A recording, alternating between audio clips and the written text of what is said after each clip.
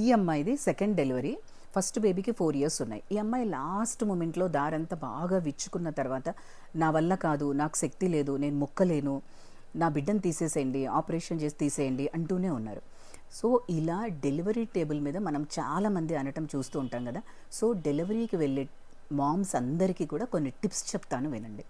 So మీరు ఎప్పుడు కూడా దారి విచ్చుకోకముందు మొక్కడం అనేది చేయకూడదు. ఫుల్ డైల్టేషన్ వచ్చిన తర్వాత మీ డాక్టర్ కానీ మీ హెల్త్ కేర్ ప్రొవైడర్ కానీ మీకు బేర్ డౌన్ చేయడం స్టార్ట్ చేయొచ్చు అని చెప్పినప్పుడు మాత్రమే మొక్కాలి. ఇన్ బిట్వీన్ ద కాంట్రాక్షన్స్ మీరు స్లో డీప్ బ్రెత్స్ తీసుకోవాల్సి ఉంటుంది. సో నొప్పి వచ్చేస్తుంది అని ప్రతిసారి భయపడుతూ ఉంటారు కొంతమంది, యాంగ్జైటీ ఫీల్ అవుతుంటారు. ఇంకా ఎన్ని ముక్కులు ముక్కాలి, మేము బిడ్డ రావట్లేదా, కిందికి దిగిందా, కట్ చేయండి అని అంటుంటారు కదా. సో మీరు హోల్ ఎంటైర్ ప్రాసెస్ని తలుచుకోకుండా ఈచ్ కాంట్రాక్షన్ అట్ ఎ టైంని తీసుకోండి. ఈ నొప్పికి నేను నా 100% శక్తినిచ్చి మొక్కాలి అని ఒక స్ట్రాంగ్ మైండ్ సెట్తో ఉండాలి. సో మీరు కాన్ఫిడెన్స్ని లూజ్ చేసుకోకూడదు.